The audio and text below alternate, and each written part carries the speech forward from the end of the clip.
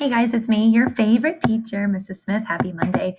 Have you guys ever seen a really sad puppy? It's like the worst thing ever, right? They just like crush your soul and they can get away with anything.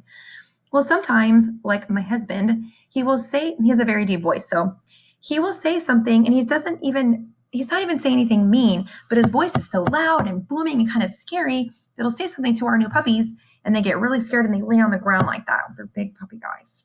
And I tell him, you need to talk to the dogs like this and be like, oh, I'm so sorry, come here, little baby. And you know, when you do that to puppies, that no matter what you say, they love you and they feel like they're safe and they're okay, right? Well, that's because dogs and animals, a lot of them, they just hear and feel our emotions, even if we're not intending that. So their mood, the way they receive what we're saying is they think they're in trouble, right?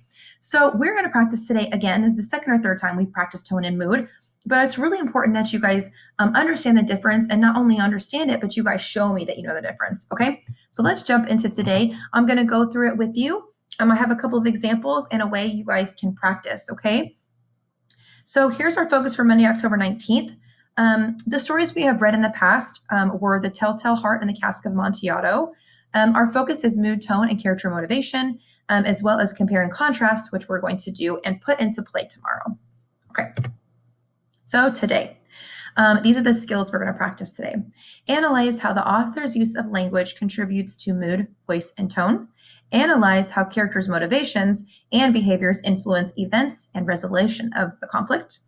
We're going to be comparing and contrasting the Cask of Amontillado with the Telltale Heart and utilizing mood, tone, and voice word bank that I created for you.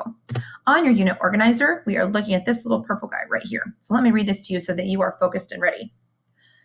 Our current unit is horror. It is about understanding the horror genre and building a strong foundation of reading by analyzing the author's choice of literary devices at mood, voice, and tone to influence and communicate meaning. What that really means, guys, is that if I'm writing a horror story, there are certain words that I'm going to use to create a horror, scary feel. So remember we talked about in the very beginning, it's called horror tropes. What are the horror tropes? The foundations that make something horror, that put that in that horror genre, okay? Here's a little schedule for you. Make sure you're completing your attendance journal by 10 a.m. Make sure you are reading for 10 minutes every day, and I'll show you the website again and where to go and a couple of resources. Today we're going to review mood, tone, and voice. I provided a TED Ed for you, an Ed puzzle for you, and a word bank, and I'll show you where to get that. Tomorrow, you're going to be completing the compare and contrast Google form. I think it's always important for you guys to know what you're doing the next day. So it's not just like day of, and then you're like, okay, what am I going to do with what I learned today? Okay, here are two examples that I put on here specifically for you, and we're gonna go back and forth and look at these, okay? So this is from A Telltale Heart. He had the eye of a vulture, a pale blue eye with a film over it. Whenever it fell upon me, my blood ran cold. And so by degrees, very gradually, I made up my mind to take the life of the old man, and thus rid myself of the eye forever. Okay, so let me show you where I got these words from, first of all. So we're going to go back and forth because you can handle it. You always need to look at the slides every day, of course. Yes. You always need to watch the video. Yes. But you also can have a third tab open and go to my website so you know what we're doing and where to get some more resources. So as you know, when I open my website, I'm the editor, and so it's going to always open in editing mode.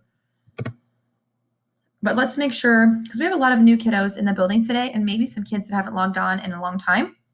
So this is, oh goodness. I don't know if it's going to let me turn that off. I'm sorry. I don't know why it does this. Sorry, best friends.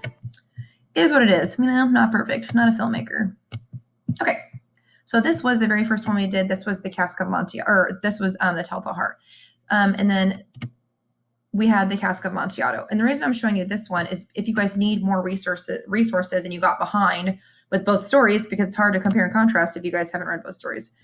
Also, if you liked this timer better than the one I'm going to show you for this week, you can use that one. And also, you can still use this link for the silent reading journals as well. But I did put a fresh link on there. Okay, so here is this week. This week is compare and contrast, and it's free diving. Another great reason to get on the website is that I tell you what your week's focus is. You can literally get on this webpage, and this is exactly what you're doing for the entire week, and you don't have to search around and go everywhere. So we are going to be comparing and contrasting those two stories by Poe. We're going to be looking at character motivation. And then we have a brand new story called Freediving. It's very short, and we're going to use our annotations. Instead of kind of giving you guys those questions, you're going to be creating your own questions, because remember, we talked about great readers create questions before, during, and after the reading. They really do, and I do it too. Okay, so here is the ed puzzle you're going to use today to practice tone and mood, but this is what I wanted to show you guys. Okay, tone and mood word bank, so helpful. So remember, the tone is what the speaker's attitude, the tone of the words that they use to create a feeling throughout, okay? And so we're gonna go back and forth. So this is where I got the words. Here's tone, and then here's mood, okay? Mood is me, I am me. This is what I feel, just like the puppy. If you yelled at me, I would be sad. So don't yell at me. Okay, let's go back to it. All right, here we go. So I felt that the author's tone was grossed out, he had reached his limits, and he was extreme. The mood that I feel from reading that, and I used the word bank, was grossed out, shocked, and questioning.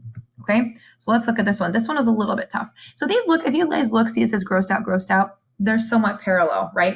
But let's see if this one changes for tone and mood. Now, this is the point you fancy me mad. Madmen know nothing.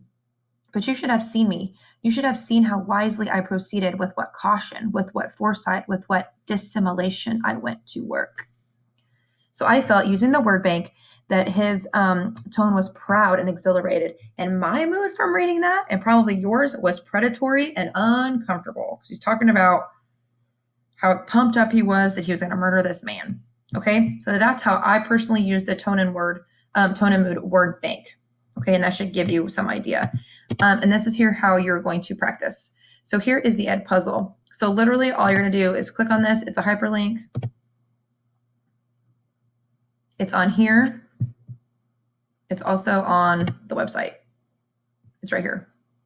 So see what I'm saying? How you can watch the video and look at the slides, but that you can also just jump into the website, and here it is. And here's your compare and contrast form for tomorrow. And I hope that scares you. It's trying to freak you out. Okay, silent reading log, compare and contrast form for tomorrow, and then I might have to put freediving on Google Classroom, because of the annotations. I have to make a copy for you, so we'll see. Here's some autumn rain sounds. This is just to help relax you while you're working and help you focus. This is a 15-minute meditation timer. If you don't like it, I definitely use the one from last week, the rain, because that one was really nice. Here's your unit organizer to keep you organized. And then this is calendar of October.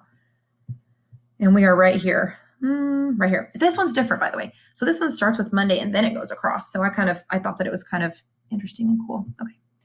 If you guys have any questions, comments, concerns, needs, wants, if you want to send me a beautiful email in poetic form about how fabulous I am, I will gladly accept. Anyway, I hope you guys enjoy today's quick lesson on mood and tone, and have a wonderful, fabulous, magical Monday. Bye.